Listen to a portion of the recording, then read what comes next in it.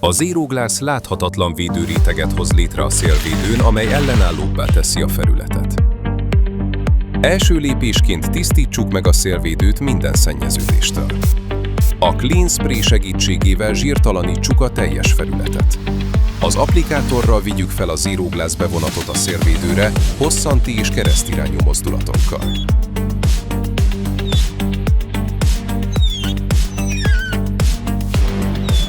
Három perc után töröljük vissza a felületet mikroszálas kendővel. A száradási idő 15-18 óra. Ez idő alatt víz nem érheti a felületet. Az eredmény tartós, láthatatlan védelem.